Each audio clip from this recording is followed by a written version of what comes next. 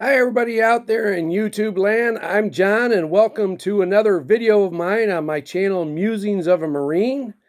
Today, I wanted to talk to you about something and some place that's near and dear to my heart, not only in the Philippines, not only in Iloilo, but in the section of the city called Jaro, and more importantly, in the subdivision called Lucky Homes. And that is where, of course, the house that my wife and I had built in 2005. And today I'd like to make my video here a little bit more visual and show you some pictures of our home. The idea of this, as I mentioned before, started in the early 2000s when my wife had already bought some property one street over from where she grew up, where my in-laws live. And we decided, hey, we were making good money and we had this property. Why not build a house there and it be a potential retirement home? So that's what we did. And initially, it was just a piece of property with my father-in-law's sari store and a little piggery there and a nipa hut. And I remember when we built the house, after we went there in '06 to first see it, one of my brother-in-law Ali's friends, said that, well, we used to have a lot of fun here when you had the nipa hut here. And I jokingly said, well, I'm sorry I ruined it for you. But anyways, it was a great thing to do. My nephew Baba had his hand in a lot of it, even though he was only 12 years old at the time. Good work ethic that guy has, and he pitched right in with the construction workers and help them out and help build the place, actually. And he lives there to this day and probably will for a long, long time. But I appreciated my wife allowing me to have a lot of input. I do want to mention that I didn't choose the colors of this house. You're going to see why I say that here in a minute. But there had been flooding in the subdivision in the past, so I wanted to make sure that the house was elevated. So we probably got when you walk into our house and then you look at the street, there's probably a 2-meter difference in elevation. So when they did have the big flood there in 2008, rather than it engulf the entire house like it did my in-laws' house, the water only got knee deep. And so that helped preserve a lot of things that way. So I'm glad that it worked out that way. There was a couple other things that I insisted when we built this house. Number one, the toilet better have a seat on it. Number two, it better flush on its own rather than having to dump water into it. So we ensured those two things. And I wanted a heating element for the shower. So we put one of those electrical heating elements on it so, you could take a warm shower.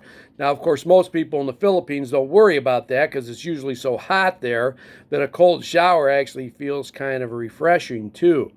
But we were there in December where some of these pictures you're going to see were taken. And, it can be a little cool there in the morning. So it was nice to have a little bit of warm water coming on you. And I sure did appreciate that. That initial shock of cold water when you're dumping it on your head or it's coming out of a shower head, that's still a bit much for me to take. Being an American and coming from an area of the world where hot showers are definitely an enjoyable thing given the cold in Michigan. So I'd like to start off with one of the pictures. And this picture is going to kind of give you an idea of what it looks when you're not, when you're looking outside in. Kind of looks like a jungle around it, doesn't it? Yeah, there's a lot of banana trees that sprouted up around it. So here's our house. We're actually in a subdivision, and yet it kind of looks like we're in a jungle. Couple of things that I nicknamed this house. One was the Red Roof Inn, and that's pretty obvious as to why. So that's one of the pictures that I wanted to show you. And some of the other outside parts of our house. Our next door neighbor there actually has a cow. I think he still has a cow to this day. And so here you think, boy, you're in more of a suburban area. You're in the subdivision, but you know, agriculture never stops in the Philippines, and you do whatever you can to help make ends meet and make things a little bit easier on your life.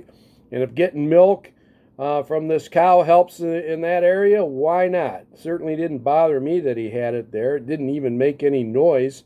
I don't think it ever mooed once that I can remember. So there's our next door neighbor's cow. And also, in keeping with the agricultural and animal theme, this was taken on our street. That is actually some goats there that are grazing on the grass right by our house. So, yep, they have that too. And hey, why not? And I don't even recall hearing these things baaing at all or anything. But, you know, again, you can get milk from them, and goat's meat is a pretty common food to eat over there. So there you have it. That's some of the life outside. And then I want to kind of show you what's going on the inside. Now, initially, when we had the house built, it had this old green gate on it, as you can kind of see, and it's all rusty and kind of ratty looking. And one of the posts that it was connecting to was starting to tilt over, and I guess the ground wasn't all that solid and it had to be repaired. But that's a pretty update picture of the house. Eventually we made it to where the carport actually, the roof matched the house itself. There's my nephew Michael's motorcycle there in the driveway. And you can see there's kind of coloring in the driveway itself. And then off to the right there in the picture, that is our small little yard that we do have in the compound. And I also like to call this place the compound because it's surrounded by walls and it's gated. And of course we have, you know, shards of glass and, you know, barbed wire on part of the fence. Now that was our first guard dog there, Lucky, named after, of course, the Lucky Home Subdivision there in Jaro. And you can see some of the coloring there in our driveway. And I'll pull this back a little bit, and he would stand right there. You can see the steps going up to our front door right there. So that was the driveway, and there's Lucky there standing guard. Unfortunately, he got out one night, got beat up by some other dogs, and that was the end of him. But hey, we had him for probably 10 years, and he was a good dog, but like any other dog out there, if they get a chance to run wild, they're going to go ahead and do it. So that gives you a little bit better idea. That slab there with the bamboo is actually a porch that we had built there right off of the kitchen. And when my mother-in-law was alive, we called it Mama's condo because she kind of had her own little place set up there. And originally it was just a slab of cement, but that kind of gave her her own little area because she lived there too until she passed. And that was her little spot there. And now we just use it as a patio for parties and to hang clothes after they're washed. So that's a little bit of that. And this is our new dog, Onyok, named after the character on Un Provinciano, the little boy that was on the show. And I got such a kick out of that kid that I figured I'd name our new dog after him. So there you go. There's Onyok. And I wouldn't say he's as good of a dog as Lucky was, because this dog, you know, I don't know if he's starved for attention or what, but you know, whenever you get near him, he wants to hang all over you and everything else and hump you or whatever. Probably because he just wants some attention. But of course, neither of them dogs got any proper training, and here I am all the way in Michigan, and I'm the one who ultimately named them. So I think I told the story about how Lucky didn't even have a name when we went over there in '06, and they'd had him for almost a year at that time. So that's our dog there. And then we got a new updated gate. And of course, I had to represent my favorite football team, the Indianapolis Colts. So that's what the gate to our house looks like now.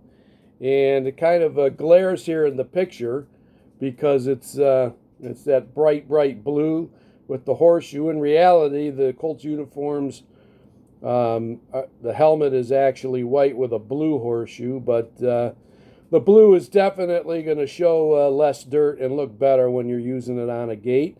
And my brother-in-law, Nonoy Pedro, he's the one who actually painted the horseshoes on it. So he did a good job. Looks pretty good. Go Colts Nation. And that's the front of our house now, the gate to get into it. So pretty cool stuff. Hope you're enjoying it so far. But of course, we had a house blessing party there in '06 when we got there, and here's a better look at the porch. There's our front door there. My nephew Kenji and I messing around playing some music from Spotify is what we were doing. And that was taken in 2014. So you see we got a nice little porch there to sit on and, put on our sandals when we walk out the door before we go anywhere. We got a nice little bamboo bench that sits on there now for that. But that's what we were doing there. And you got the nice cement guardrails there for the steps going up onto the porch with the little pillars there. Made it really look nice. Yeah, I tell you what, the final design and the final product of this house was just fantastic. And I give a lot of credit to my wife's family for having a big part in that and seeing how that all played out. Now this next picture that I'm going to show you, it'll be the last one, but it'll give you an idea of how the part of the house looked. This was taken shortly after the wake of my mother-in-law, the last time we were there in 2018. And this is a picture, the guy there next to my wife Diana, that's her cousin Arnie and 3 of his kids. I've got my arm around Pat, and then there's Natalie and Arjun there, Arnie Jr. And I'll tell you what, out of all of my wife's relatives, Artie's got the best looking kids out of any of them. And Pat herself, she has her own YouTube channel. It's called Flatricia. And you should check it out because she's got some funny videos on that.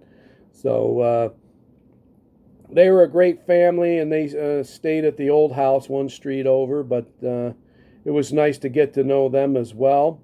And then you can get a view of the house as well. And there's some tables that are stacked up next to Arnie there that we had rented for, the wake and everything for people to sit at and eat and everything like that. So, unfortunately, I wish I had some pictures of the inside of the house, but it's much more spacious than our house here in Michigan. And we actually have a dining area, and the kitchen is just as big, and the living room is just as big as what we have here. The only thing in there that's smaller is the bathroom, and that's it. But everything was made to the specifications that I liked, and I really think it's a nicer house than the one we live in here. The only thing we don't have there that we have here is a good-sized backyard. But, yeah, that just means that the positive is I don't have to worry about a big lawn to cut when we're over in Iloilo. I don't have to worry about a bunch of leaves to rake up in the fall, falling off all the maple trees here, because over there, the trees never die. They never shed their leaves. And a lot of those trees you saw around the house there, on the outside, it made it look like a jungle, were actually banana trees. And, I mentioned before the bananas over there are smaller and they're not as good, but they're still bananas and they're still edible. And, hey, so we've got that going for us as well. There is some room around the back if we wanted to have a chicken coop. though I'm kind of against the idea because of the noise they make. And there was an area on the other side of the patio where we had a dirty kitchen that we could do cooking outside.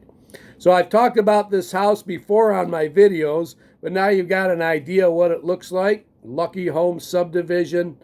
And thanks for watching. I do appreciate all my viewers. I got a lot of views on my last two videos about how I started in Michigan and ended up in Jaro, Iloilo. But that's some better views of the house and where we live and what it's like living in that subdivision. So thanks again. I'm John. Appreciate you tuning in. Semper Fi. Take care, and we'll talk to you soon.